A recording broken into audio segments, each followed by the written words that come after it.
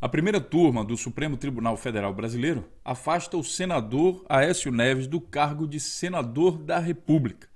Aqui nesse vídeo do canal Notícias Comentadas a gente vai analisar os votos do Supremo Tribunal Federal da quinta turma, qual a ligação deles com as suas origens, ou seja, por quem eles foram indicados, e se isso de alguma forma influenciou na decisão dos ministros. Mas também vamos investigar tanto o comportamento da mídia como o comportamento dos partidos envolvidos, das principais pessoas aí que são os ícones da política brasileira dentro desse cenário.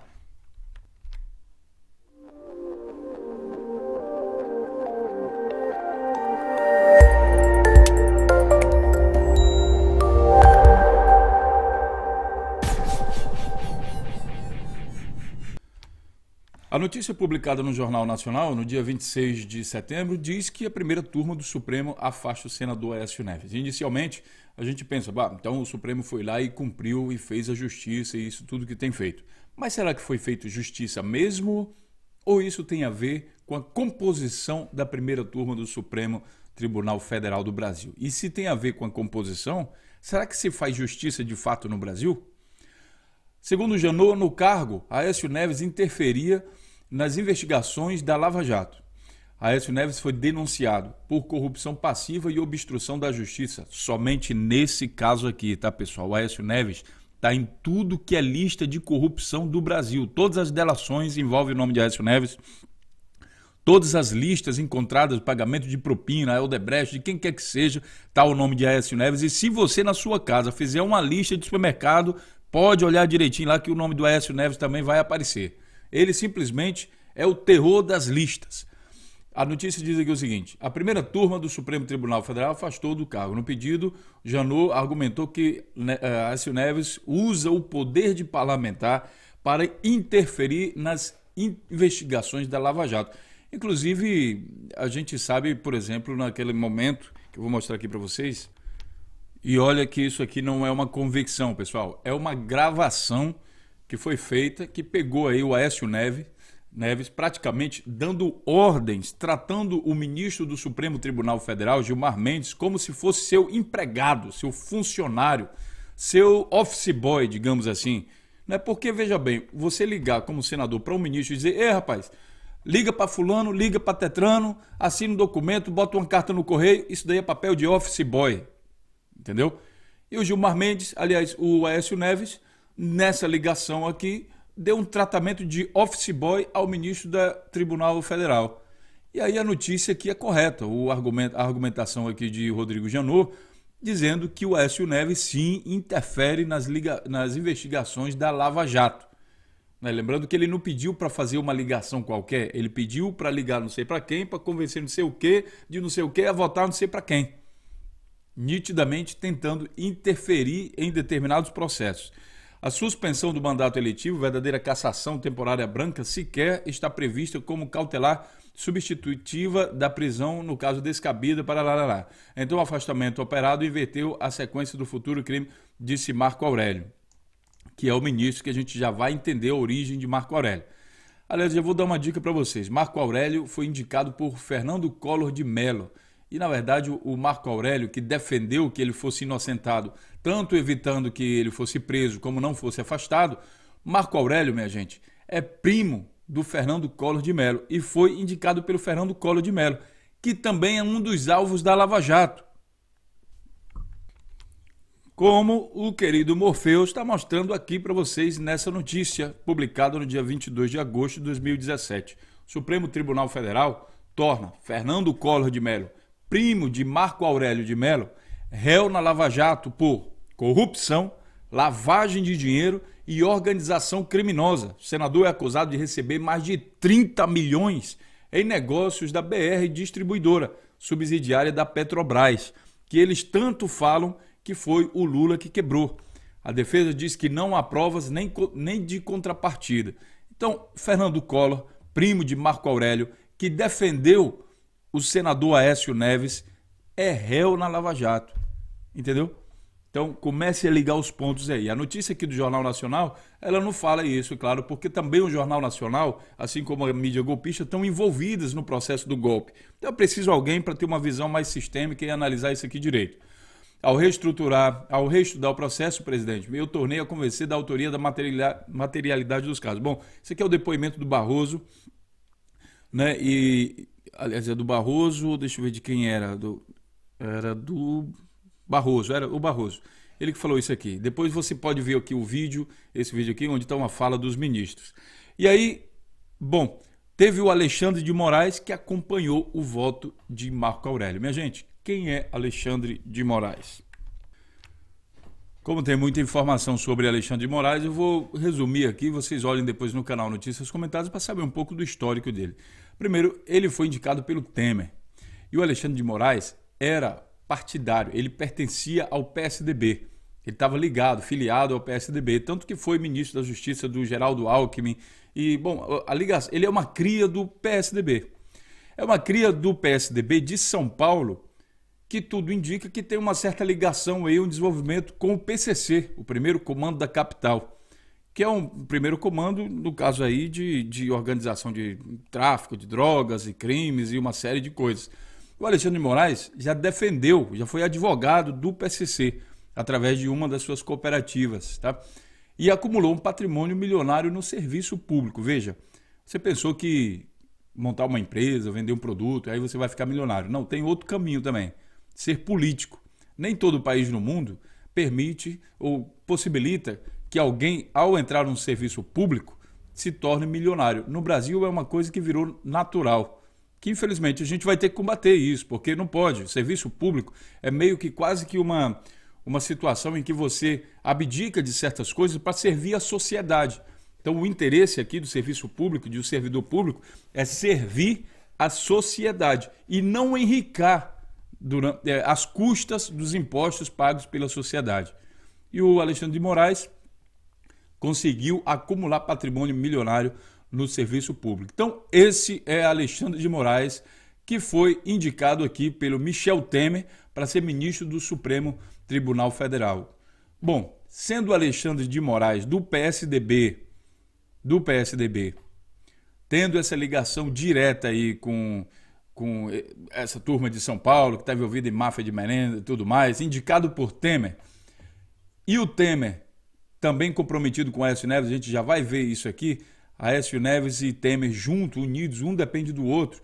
Então, quem você acha como é que votaria, então, o ministro Alexandre de Moraes? Ele acompanhou o voto de Marco Aurélio, o ministro acompanhou o voto de Marco Aurélio e votou tanto pela não prisão de Aécio Neves, como também por inocentar Aécio Neves. Não tem culpa de nada não, deixa ele aí, esse negócio, apesar de o processo ter provas e um monte de situações em que comprovava ali que o Aécio Neves está praticando tudo isso aqui que o Janot acusou ele, que é corrupção, obstrução da justiça. Isso aqui só em um caso, tá, minha gente? Agora vamos aos outros. Concordou com não... O ministro Luiz Roberto Barroso abriu divergência. Concordou com não prender o senador, mas defendeu o afastamento do cargo. E aí ele argumenta aqui, não tenho nenhuma gota de alegria ou satisfação de estar encaminhando o meu voto no sentido que estou encaminhando. Acho que o que aconteceu aqui, como acontece no Brasil de uma forma geral, foi de certa naturalização das coisas erradas. As pessoas perderam a percepção de que elas eram coisas erradas e deixaram de ter consciência crítica a respeito delas. E passou a ser um modo natural de se fazer negócio e de se fazer política no Brasil. Esse aqui é o ministro Barroso.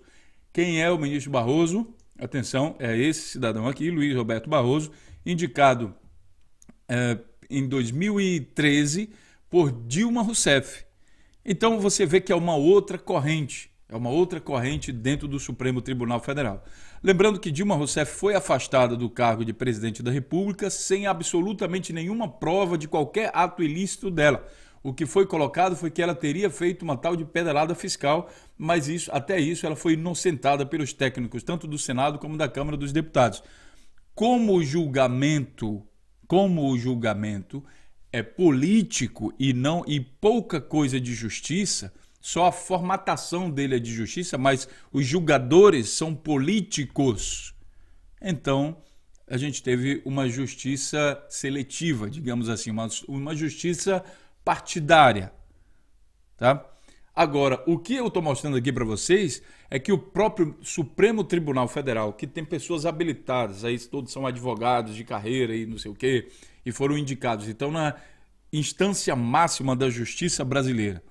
O que eu estou tentando mostrar para vocês é que sim, talvez exista uma influência da origem do ministro com a maneira como o Supremo Tribunal Federal vota. Aqui no caso do Barroso, a gente vê que ele votou pela cassação, aliás, pelo afastamento do senador Aécio Neves pelos atos de corrupção. Quer dizer, dependendo de quem indicou, ele consegue enxergar ou não que o camarada fez corrupção. E agora, fato é fato. O Rodrigo Janot juntou provas, juntou uma série de provas, delações e testemunhos e tudo mais, colocou tudo lá. Dependendo de quem indicou o ministro da Justiça, ele enxerga aquilo e não, isso daí não. Que é isso, rapaz? Só porque a Polícia Federal filmou o cara carregando uma mala com 500 mil reais, isso aí ele correu porque estava chovendo. Entendeu? Se não tivesse chovendo, ele ia bem devagarinho. E aquela mala não era 500 mil reais, era 500 reais, não era 500 mil. Além do mais, era uma nota velha, já estava quase rasgada. Entendeu? Então não prestava mais para nada. Então é assim que a justiça enxerga, dependendo de quem fez o crime e dependendo de quem está julgando. É essa impressão que a gente tem aqui no canal Notícias Comentadas. E olha, até peço para vocês compartilharem esse vídeo para chegar lá no Supremo, quem sabe eles possam falar alguma coisa sobre isso. Quem sabe ele pode dizer, rapaz, o Morpheus lá do canal Notícias Comentadas, ele está achando que a gente vota de acordo com as nossas tendências políticas, quer dizer, que a justiça dessa forma seria totalmente seletiva e partidária. Mas vamos continuar nossa análise. A ministra Rosa Weber concordou com Barroso e empatou o julgamento pela suspensão do mandato em 2 anos. Lembrando que eles não permitiram, né, negou a prisão de Aécio Neves, né, porque eles já afirmaram que não existe isso na Constituição. Aliás, que a Constituição não permitia, só permitiria a prisão de um senador em flagrante. Só que no caso do Aécio Neves, mesmo quando é flagrante, eles deixam passar o tempo para não ser mais flagrante. O Aécio Neves tem um estranho efeito, um poder de influência muito grande na justiça brasileira. Tanto que ele consegue ficar livre e cantando de galo e apontando na cara dos outros, chamando os outros de corrupto, por tantos anos. Na verdade, por toda a história da vida dele. Existe um processo aí, uma magia negra, ou sei lá, um poder muito estranho que o Aécio Neves tem, que se espalha, a sua influência se espalha por todos os setores da justiça e da política brasileira. E isso precisa ser investigado. Bom, continuando aqui na análise, a Rosa Weber concordou, empatou o julgamento. Agora, quem é Rosa Weber? Minha gente, eu dou um chocolate aqui para vocês tentarem adivinhar quem foi que indicou Rosa Weber, porque ela votou aqui, no caso, pelo afastamento de Aécio Neves. Se você falou Temer, Collor, se você falou Fernando Henrique, se você falou ditadura militar, não, aí você errou. Quem indicou pela cassação e pelo cumprimento da justiça baseado nas provas apresentadas pela Procuradoria-Geral da República foi Dilma Rousseff. Dilma Rousseff nomeou aqui Rosa Weber e aí a Rosa Weber votou aí novamente pelo afastamento de Michel Temer. Michel Temer, quem dera, Aécio Neves. Então, mais uma vez, a gente vê uma certa influência da indicação e do voto da pessoa. Lembrando aqui só o seguinte, nesse caso aqui, diferente do que acontece em outros julgamentos, foram apresentados provas, e não é só convicção. E alguns ministros, diante de provas, eles não condenaram. E outros ministros condenaram, aliás, afastaram. Bom, aí temos aqui o voto de desempate, foi Luiz Fux, 3-2 pelo afastamento de Aécio Neves de cargo do Senado. E aí, mais um chocolate para quem tentar adivinhar quem indicou Luiz Fux. Teria sido o Temer? Não. Teria sido Aécio Neves? Aliás, teria sido Fernando Henrique? Não. Teria sido a ditadura militar? Também não. Os Luiz Fux pediu o afastamento de Aécio Neves baseado nas provas apresentadas pelo Rodrigo Janot, em que comprovava ali indubitavelmente que participou de processo de corrupção. ele foi indicado também por Dilma Rousseff, aquela que foi afastada sem provas de crime nenhum. Então, minha gente, a gente vê claramente nesse caso aqui que parece ter havido sim uma influência das indicações e das correntes políticas. Vamos imaginar que existem correntes políticas e esses políticos pertencem a uma corrente, a corrente do quadrilhão ou a corrente de Dilma e Lula, né, que também tem uns casos lá de corrupção e estão sendo julgados e tudo mais. Mas alguns estão sendo julgados com prova, com convicção, outros com prova, enfim, a gente não vai entrar no mérito. Mas existem duas correntes. E o Supremo Tribunal Federal, a primeira turma do Supremo, nada mais fez aqui do que espelhar essa corrente, deixar claro isso daí. A minha crítica em relação a isso é o seguinte: se o Supremo Tribunal Federal só serve para fazer política, para que existe o Supremo Tribunal Federal? Por que não deixa só mesmo o CCJ, que todo mundo sabe que é uma situação, uma comissão de Constituição e Justiça do Senado, da Câmara, só serve mesmo para cumprir tabela e ali todo mundo é político, declarado, ninguém está fazendo nada de justiça. Por que não muda o nome? Por que não coloca aqui um outro nome? Em vez de Supremo Tribunal Federal, coloca um nome, sei lá, Supremo Tribunal Amigo dos Políticos, Supremo Tribunal Político, alguma coisa assim. Nesse caso aqui, repito, ele reflete fielmente aquilo que a gente desconfia que aconteça. Tá? Embora os indicados pela Dilma, nesse caso aqui, foram contra a prisão do senador. Né? Porque aí eles falaram, não, nesse caso aqui a Constituição não permite. Mas o afastamento, a Constituição não fala nada.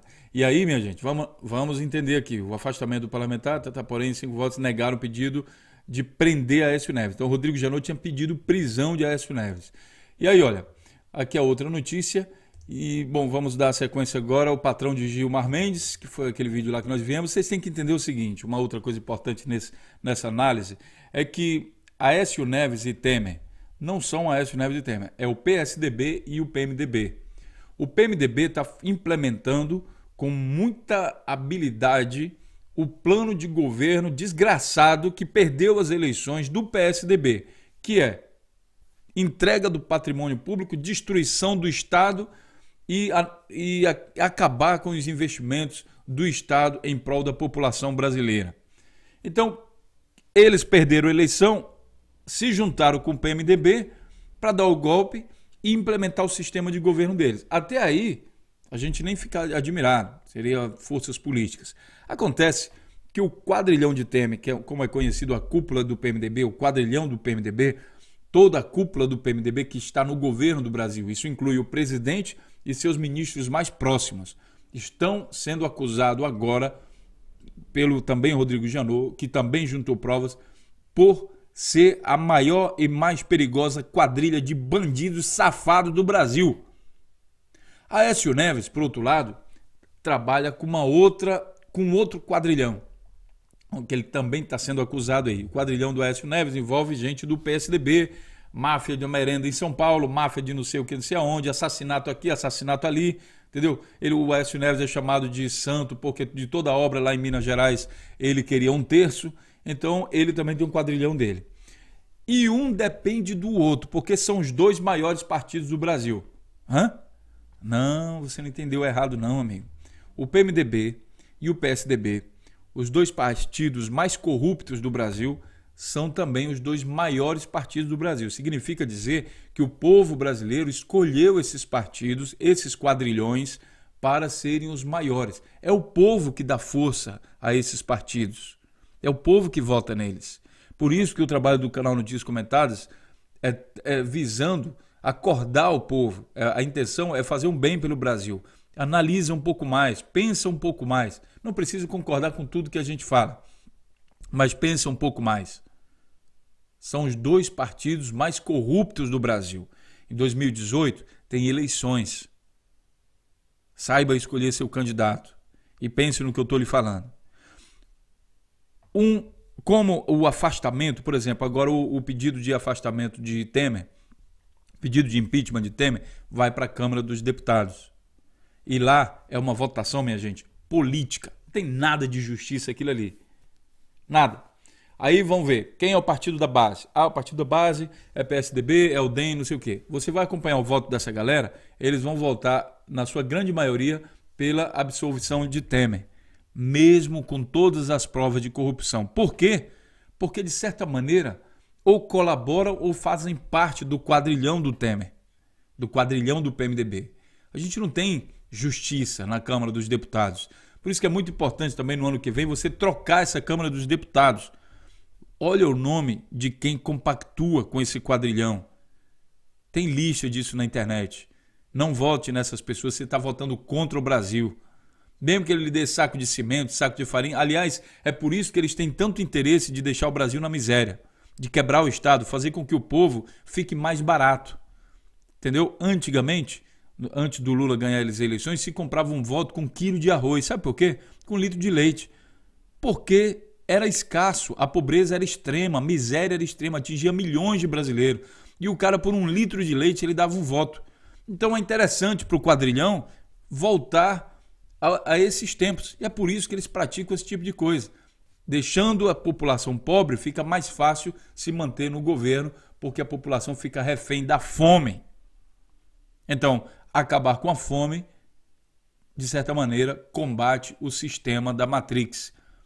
E quem combater o sistema da Matrix vai ser alvo da Matrix. Sabe de quem que eu estou falando? Exatamente. De Lula.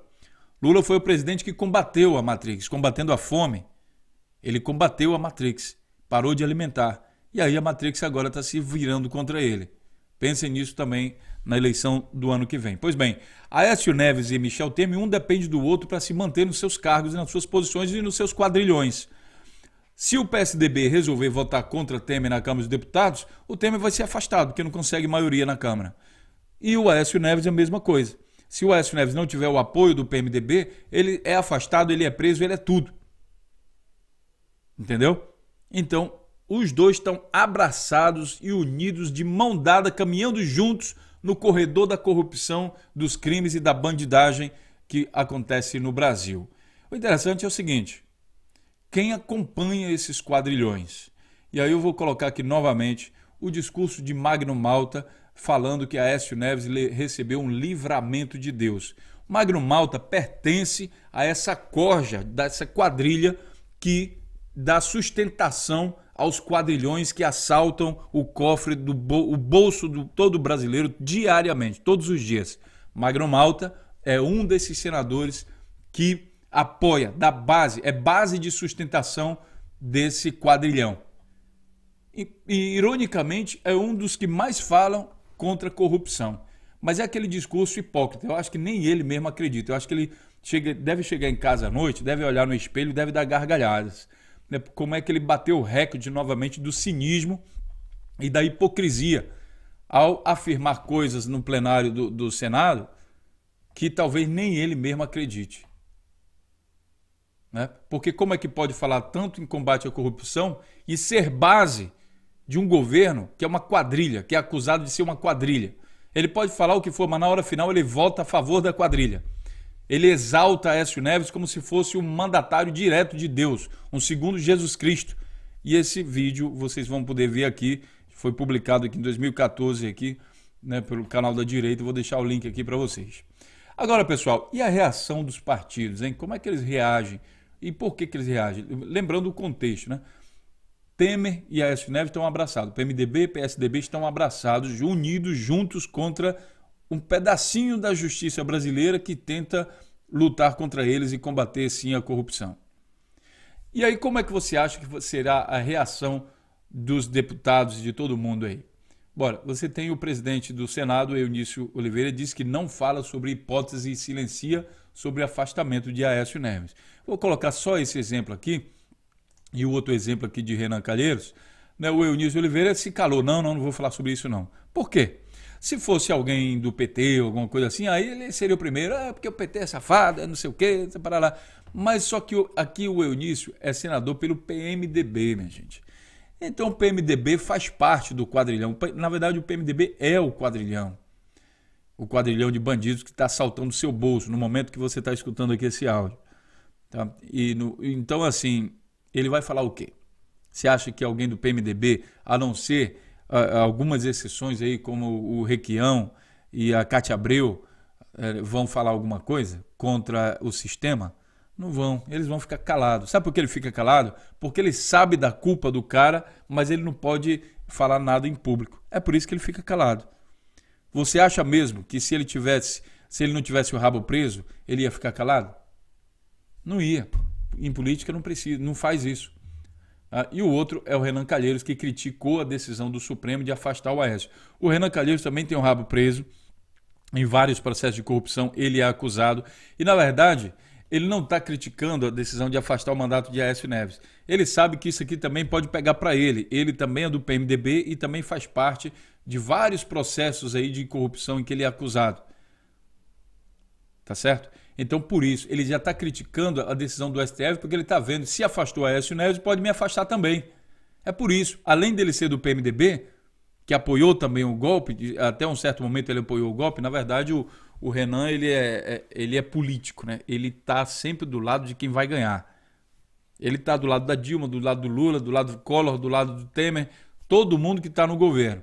Mesmo que um governo seja oposição a outro, você sempre vai ver o Renan Calheiros apoiando o governo, porque ele está na turma de quem quer ganhar. Por que ele faz isso? Aí você investiga e encontra os processos de corrupção contra ele. Aí você vai entender um pouco. Estando ao lado do governo, fica mais fácil você chegar até onde você quer. Não precisa. O Renan Calheiros não defende ideologia nenhuma. Não tem ideologia nenhuma. Tá? Então, aqui ele diz o seguinte, só uma última argumentação antes de terminar o vídeo. Renan destacou que não há previsão constitucional para decisão de afastamento de um senador e disse que o Senado não pode se calar diante desse fato. Não podemos permitir que uma turma do STF, seja a que pretexto for, afaste um senador e rasgue a Constituição. E aí você vê a própria contradição aqui dentro da argumentação dele em duas frases, né? Em duas situações. Porque se não está previsto na Constituição, não pode ser anticonstitucional. Além do mais, se foram encontradas provas de crime, o camarada sendo senador ou não, ele tem que ir preso. Como diria Bolsonaro, bandido bom e bandido morto, não é isso? Bolsonaro também se cala aqui diante desses processos. Bolsonaro está muito ocupado em combater o comunismo no Brasil, né? Enquanto aqui, esse outro lado aqui da política, rouba tudo na frente dele e com o apoio dele. Veja, Bolsonaro apoia, é base de governo desse governo que é chamado de quadrilhão. Tá? Então é muito estranho, né? Não há previsão, e aí o Renan dizendo que aqui o Senado tem que ir. Claro, porque quando chegar a vez dele, ele também não vai querer ser afastado, e é isso que ele está fazendo aí de fato. Bom, pessoal, terminei aqui a análise nesse ponto. Eu vou deixar todos os links para vocês, como sempre. Eu gostaria que vocês comentassem bastante essa análise que eu fiz sobre o afastamento do senador Aécio Neves, né? Que também, depois que começar a falar as coisas, né? Inclusive imagine uma delação de Aécio Neves, se ele realmente começar a contar, aí eu acho que até o próprio Supremo Tribunal Federal não fica em pé mais no Brasil, vão ter que reconstruir todo o Brasil. Quem sabe seria isso que o pessoal que pede intervenção militar está querendo de fato, uma reconstrução nacional. Mas só, minha gente, que lembrando aqui que os militares, através do partido do DEM e outros partidos aí, o DEM é o representante do partido dos militares que fizeram a intervenção militar, ou seja, a ditadura militar, né? Esse pessoal é base de governo do governo corrupto, do governo de quadrilhão. Então não esperem que esse pessoal que vai tentar fazer intervenção militar, que eles vão fazer alguma reconstrução nacional, porque eles são base da quadrilha. É o DEM, partido DEM, que de democrata não tem nada, são ditadores. Tá? Pensem nisso, façam as análises, deixe seu comentário, aqui foi uma análise um pouco mais profunda sobre esse caso aqui. Compartilhem os vídeos, quem sabe isso chega no Supremo Tribunal Federal, para eles colocarem a opinião deles. Será que o Morpheus está certo? Será que a justiça brasileira é partidária? Pense nisso e a gente se encontra então no próximo vídeo, na próxima notícia. Até lá e um grande abraço.